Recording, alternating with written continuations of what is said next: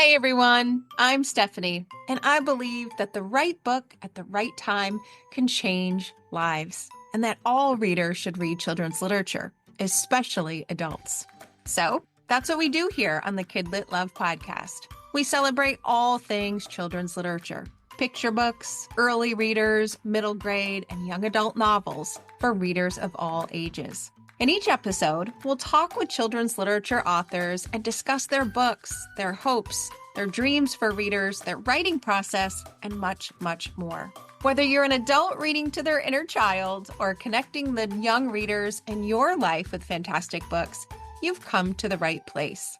So grab a notebook to build your TBR, and let's get to today's episode of KidLit Love.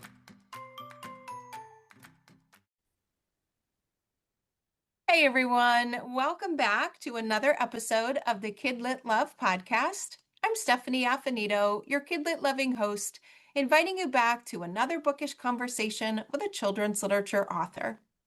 Today, I'm talking with Claudia Ruesda.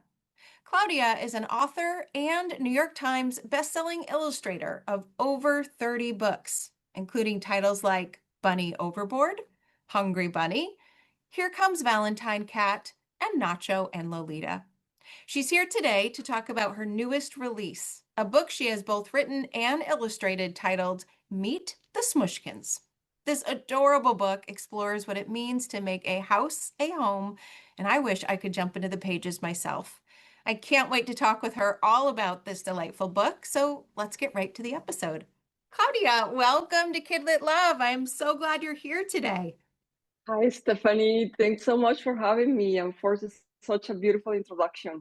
Well, you are most welcome. It is very well deserved. And that's actually where I want to start, because in that introduction, I dropped that very impressive fact of over 30 books. And so I would Yes. love for you to give us a bit of your backstory and the journey you've taken through children's literature.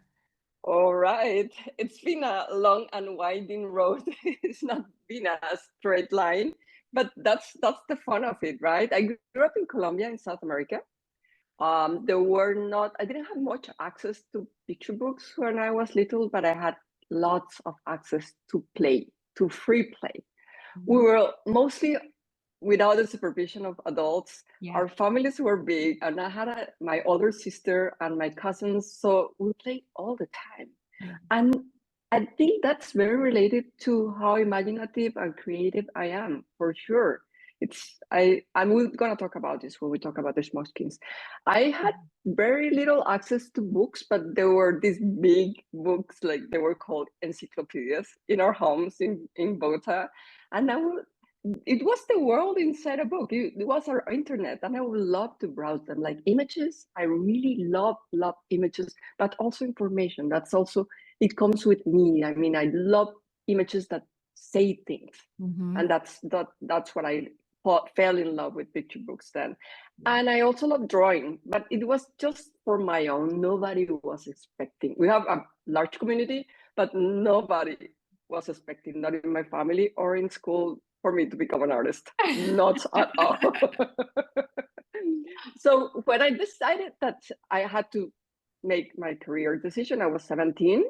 So I had the opportunity to meet somebody from my local newspaper, and they told me, okay, why don't you send some cartoons? And I love cartoons and graphic novels and all that. So I sent a cartoon, and I was a political cartoonist. Like I wanted to change the world as well.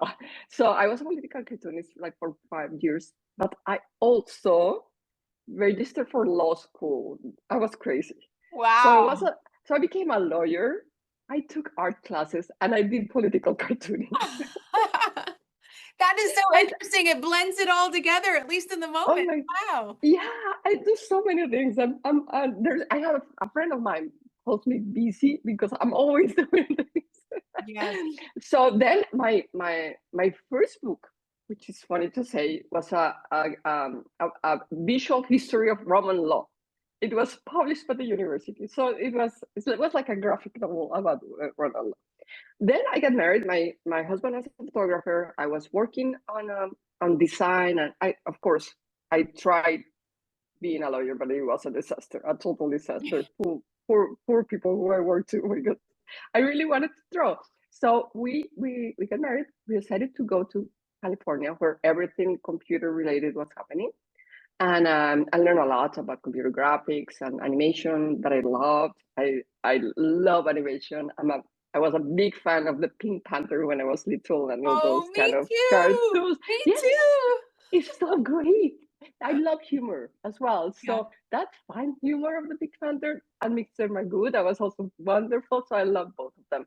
But I had some extra time, so I found this class on illustrating children's books at UC Berkeley, and it was the most amazing children's book illustration class I ever seen. I mean, it was by Julie Downing, a very well-known illustrator, and that changed my life. It was a combination of saying things with images. I realized later on that political cartooning would die the next day. It was just for a day. And I wanted to do something more permanent. I loved education, but I noticed that storytelling was the most powerful tool for you to change the world. I mean, and with children. So it was a wonderful combination. So I say, okay, this is my career. And I started sending, I learned everything about submissions. So I sent all kinds of postcards, letters. I took classes, went to conferences, and I got a great collection of rejection letters. And that's important for you to know that. I mean, you Yes. have to collect your rejection letters. And I, like, months or years later, I had the opportunity to attend, to send my art to the SCBWI. Is a very important conference. It's like the Society of Children's Books Writers and Illustrators, and they have a conference in New York, and they had an illustration show, and I was second in the show. I'm always the second for a reason. And my prize, my award was that I met the art director at Scholastic, and I told her, could we meet? Can I show you my portfolio? And she said, of course, come to my office. I recently saw her and it was so exciting. Come to my office. And I showed her my portfolio and she said, well, that's nice. We like it. And 1 month later, she sent me a manuscript by Pam Munoz Ryan, she's a very well-known children's book author. They asked me, do you like research? Do you like animals? Would you like to illustrate this book? It was a fiction book, but you had the animals. I love all that. I love animals. I love research. I love everything. And that was my first book published in the US. Wow. And from then, they published two of my books, two more picture books that I wrote and illustrate. I love them. They were so great. Tracy Mack, my editor, I adore her. She was my mentor at the beginning. And from then, we moved back to Colombia because our daughters I have two daughters and they were born and we want them to grow up in Colombia. But I kept sending things to the US. And from then I was able to publish with Abrams, Penguin, Chronicle, all of them. And I was also publishing in Mexico, Spain. So that's why I have so many books. That's why you're being busy. And 30-something years books later, I'm now publishing the first of a series of books that are called the Smushkins. So that's a summary of a long story.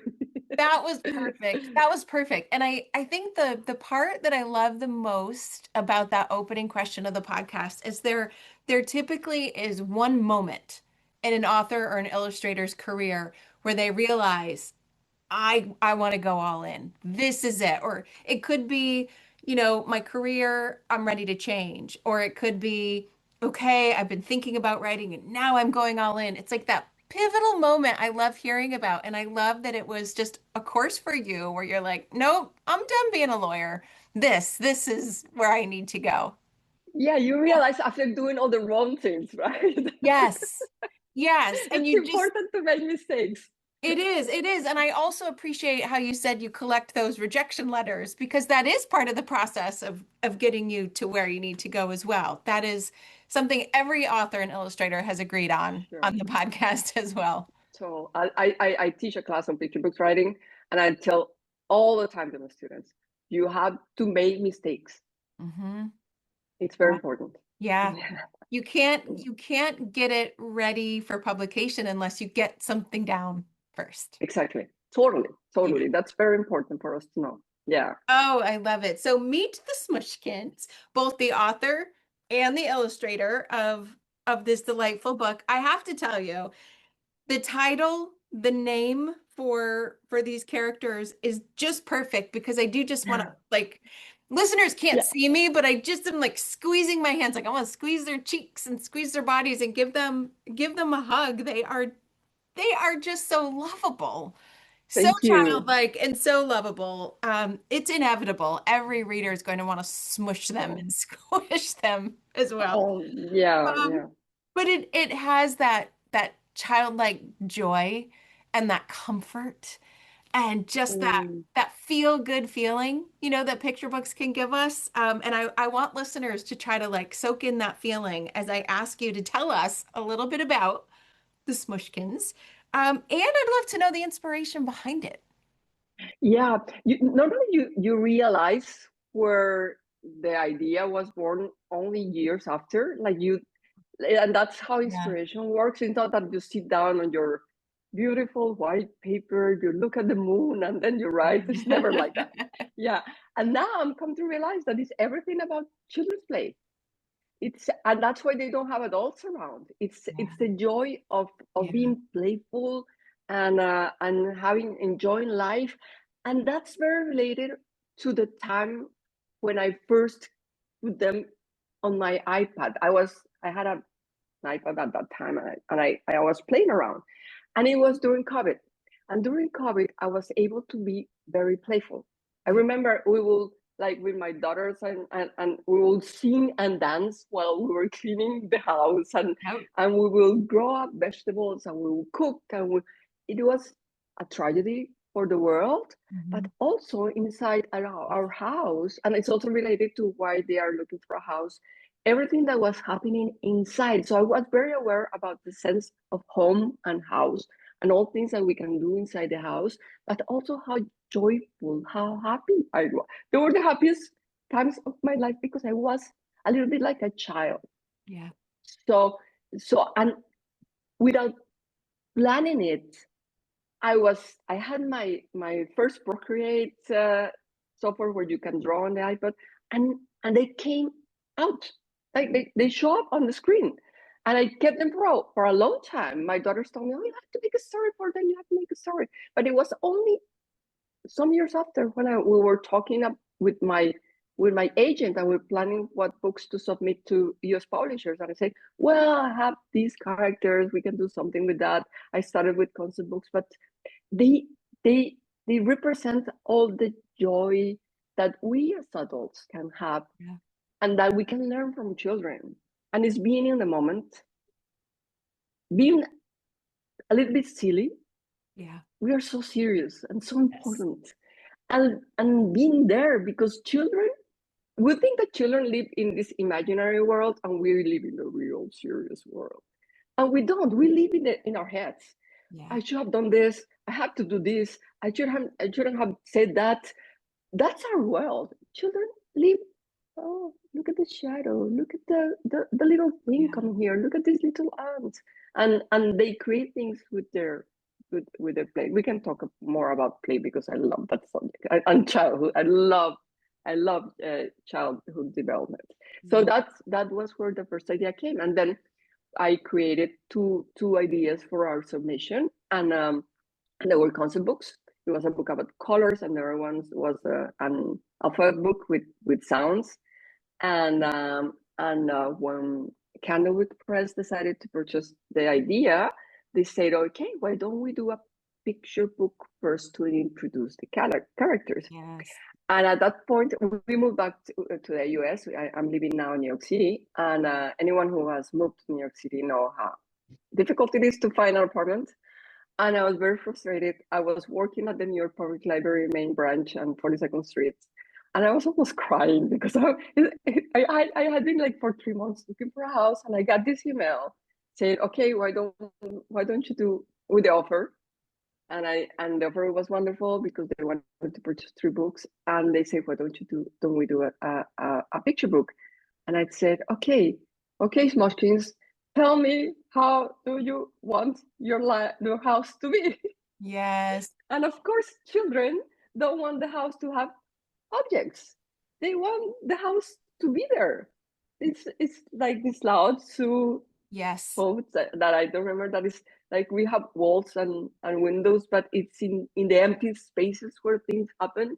That's what children want. They want Yes. a safe place to rehearse life and be together and have fun. So that's also a short story of the Yeah. of the of the idea.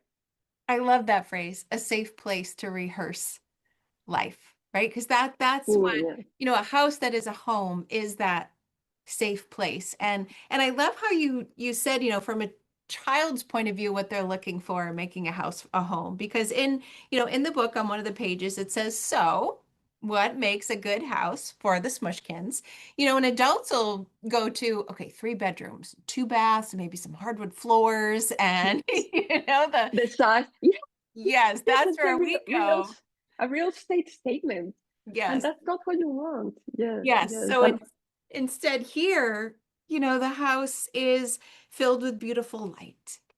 It yes. is, it has a apple tree. It has a scooter path. I love that was that childlike, joyful, what can I do? Like, what does a house represent?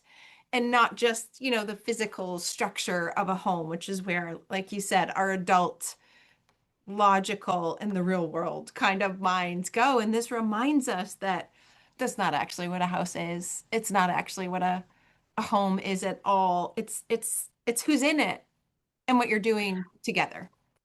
And I can't wait and for teachers to exercise. Like I can't wait to see what children think what a good house is, Yeah, and I'm sure they're not going to say how many bedrooms they want. exactly. So Exactly. it will be wonderful for them to tell, okay, what is a good house for you, and they have the example of the Smushkins because they want to look at the window. They don't want the window. They want to look at the tree Yes. from the window, and they want to see the light that comes from the window, and so they can play with the reflection of themselves. Yeah. That because of the light. So this everything about this Lao Tzu quote. Yes. Yeah.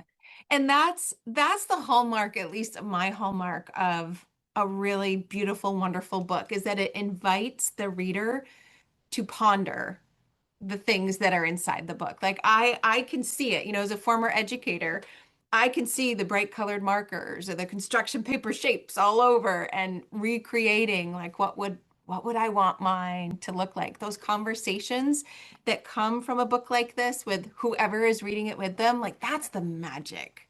That's the magic that really happens. And I And can I also wanted to honor small children because many picture books are now very elaborated, very complex, yes. sometimes heavy and serious, and we have to make books. Well, we must make books for small children. I, I wanted to celebrate books like Goodnight Moon by Margaret Wise Brown from the 40s, which is such a wonderful, wonderful big book for small children. And I have to admit, at the beginning, I thought this is such a simple, silly book. Yeah. What is this?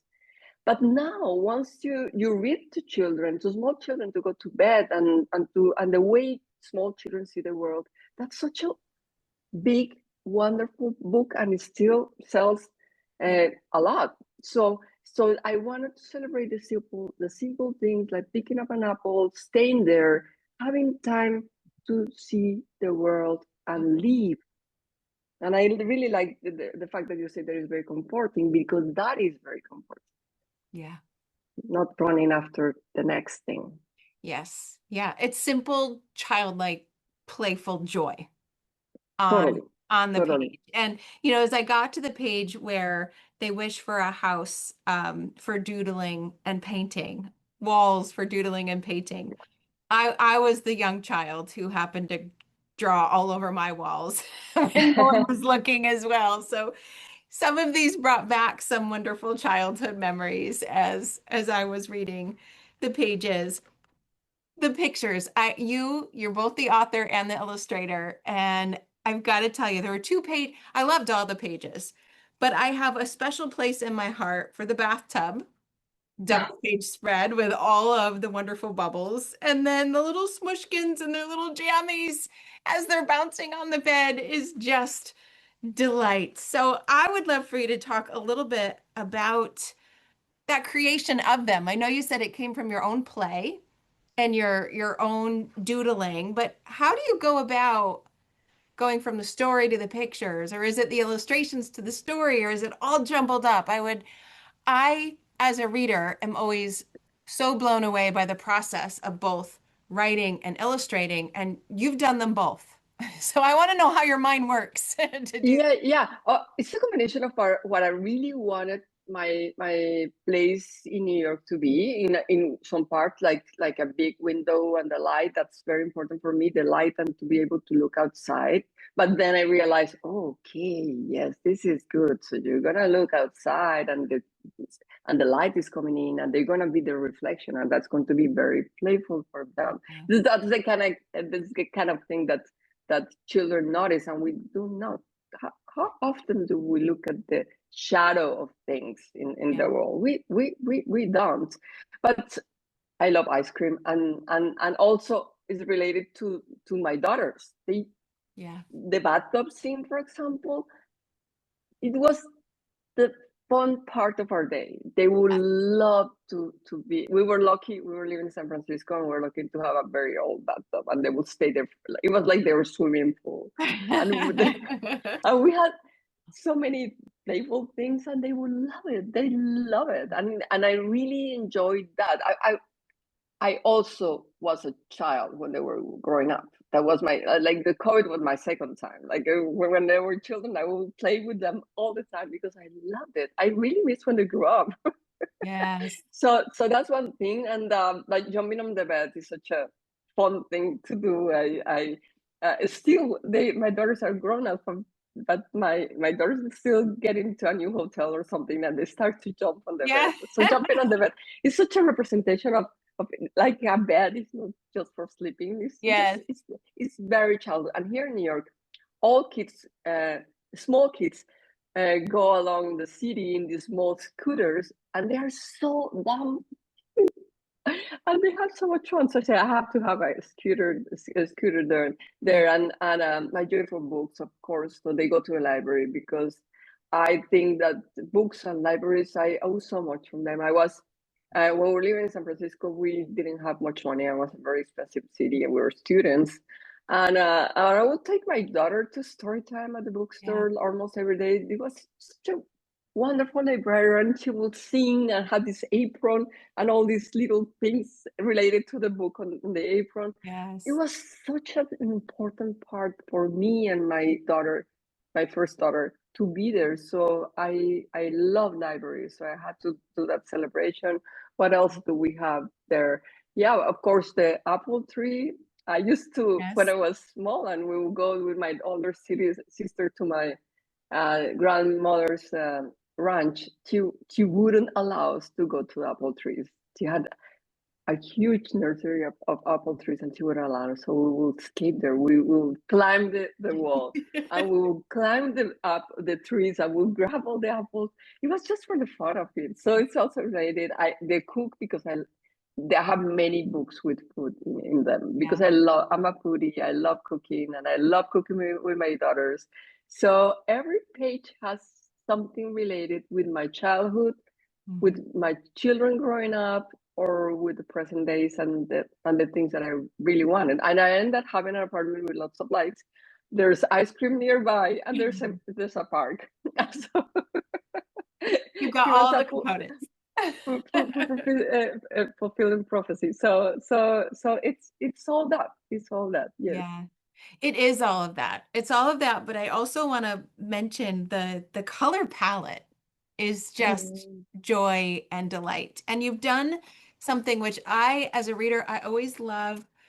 I love the end pages. I love the opening pages. And you have, these adorable little Smushkins doing their thing on the opening and the closing pages as well. It just truly is a joyful experience from start to finish. And I can see now why that playful joy comes out in the page because you still have it. Like I can Yeah. still see it across the Zoom screen right now that you still have that Yeah, playful joy. you must. We can as adults. Why not? I mean, Yes, that's what I love doing children's books, and I love watching children because we should learn from them. And you're talking about the colors on the end papers. A little thing about both things. Like we normally when we illustrate, we have a limited palette. We don't want to use all the colors. I right. really want it to be playful, happy, bright, but not too shiny. Hmm. So I wanted to keep it that way, not too much saturation, but being having a lot of joy. So I was very careful about that, and I'm using it in all my books. And the end papers came from my study on the characters because we have 8 characters. 4 of them are main, and we have a dog and a chicken, Yeah. but I really want them to have their own personalities. And that, like with small children, that develops with time. I didn't know at the beginning how they were, of course, the way they look, because they all look different. And I love that. They have different colors, I different types of do. hair, everything is different, but they get along really well and they love each other. And they will have problems, of course. I'm already writing some stories, but they will have to face obstacles, but they love being together. Yeah. And that was a study. The end papers come from a study that I did for each characters. I wanted to explore their personalities, and one is shy. The other one is very outgoing. The other one is very brave. The other one is like a little mommy, like takes care of all Yeah. of them. The other one only reads comics. They have developed with time, and that makes it easier for me to write stories. Yeah. And I can see it. As the reader, you can see it and you can feel it. And I think what Candlewick or someone else needs to do next is actually give me 1, 2, 3, 4, 5, 6, 7, 8, 9, 10 little stuffed animals that I can actually squish. Yes, I want yes, that we want next. that. We're Yeah, going yeah, to yeah, put yeah. that in the world, Claudia. We need a little collection of Smushkins to We hold. can start a campaign. Yeah. Yes. Yes. That'd be lovely. I would love to do that because they're calling for that, right? They are. They really are. Yes. Yes. Yeah, Yeah. totally, totally. Thank you. We'll do that. Yes, good. Now you've mentioned, that this is part of a series. So this was Meet the Smushkins, but I'd love for you to let listeners know the next 2 books, the board books that are coming out. Yes, I also, and that might come from the encyclopedias. I also love information for kids, like given not in a boring educational way, but playfully with different layers. It's always been a challenge, and I actually have like five or six concept books that are playful. And so I did this book about colors, which is not the normal book about colors. You will notice, like it's a very different book about colors, and of course, it's got all the playfulness of the Smushkins, and that helped me a lot to create situations for them. Because once you have your characters, you include them into situations, and you learn a lot about how each of them reacts. So it's a color book about colors, and also an alphabet book. I hadn't done every illustrator does an alphabet book. This is my first, but it's about onomatopoeia. It's an alphabet onomatopoeia. Fun. So it's that was a lot of fun. So those are the books, and then we have a winter book, and that I cannot talk too much about it, and also a novelty book. And I am now writing stories. I already have 5 stories, which is more like it. The story arc, obstacles, problems, drama, all that inside their little world, which is also like that because playing is also facing obstacles and problems. You see Yeah. children playing, and they have problems when they play. Yes. So yes, it's part of the series. Oh, yeah, I love that we don't have to let them go when we close that first book. There Oh, are thank others that we you. can dive into. Thank Now, you. Yeah. as you think of readers getting this wonderful, playful book in their hands. What is your hope for the book as it just releases, or your hope for readers who get the chance to read it now that it's out into the world? Of course, we have to talk about small children having access to screen. Sorry about that, but I would definitely. I understand there are many great advantages about the internet and information. There's huge parts of the world who now have access to information that didn't have to, and also it's a great educational tool. But when I see small children in airports, on the subway, standing in front of the screen instead of playing, I get very sad, because I know that the first 3 years are about learning to be in the world, exploring. They are autonomy, decision making, but mostly creativity and the imagination. Yeah. It's not about uh, keeping children inside that nursery of imaginary world while they grow up and become serious. They train how to be problem solvers and how to think about not only the world, but how, as it is, but also as it could be. Yeah. So play this, any book that celebrates playing, it's so important. So it's an invitation for adults and for children to see, yes, this is nice. It is nice to look at the trees, to look at light, to go for a walk, to go to the park, to pick up an apple, to cook, to be together, to jump on the bed, to play at the bathtub. Yeah. Because the screen can be really, really, I'm sorry to say that because many people say that, but seriously, it's No, terrible for small children. It's yeah. terrible for the creativity, for the for the rehearsal to become creative, happy, joyful, imaginative adults. Yeah. So it's celebration of play, playful and fun, of being playful and fun. That's what I really want to get from children. And of course, in this first book, why not talk about what is a house, what is home, Yes. what do we have inside of it, and the good thing about being together, which is like the end of the book says, the best thing about this house is that we can be together. So Yeah. there's a lot. What do we want inside a house? We want love, and we want sharing, and we want play, and we want being together. Yes. It's such a beautiful message. A Thank you. beautiful, fun, playful message. Where is the best place for listeners to find you online so that they can follow the Smushkins and whatever is coming next with you? Okay, you can find me on Instagram and for updates on what I do, what I'm doing, any event, and it's just Claudia Rueda. And you can also find me on my website, claudiarueda.com, and website that it's called smushkins.com. Oh, great. Okay. I will make sure to put all of those in the show Thank notes to you. make it easy for listeners to click on. And of course, links directly to the Smushkins themselves, so that they can just take a moment in their day and remember how fun it is to just play and to get lost in that colorful, beautiful story.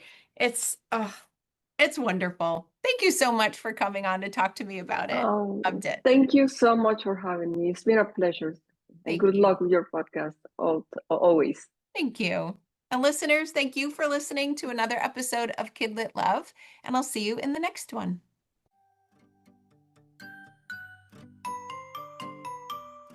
Thanks for listening to today's episode of the KidLit Love podcast. You'll find links to all of the books, resources, and ideas mentioned in the show notes and at alitlife.com.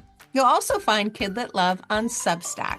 That's where you'll find posts for each episode, monthly KidLit roundups, and an invitation to join my summer book club and go deeper into the world of children's literature.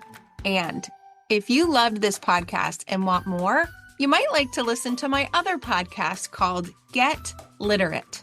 It's a podcast that explores all things books and reading, notebooks and writing to build a life you love.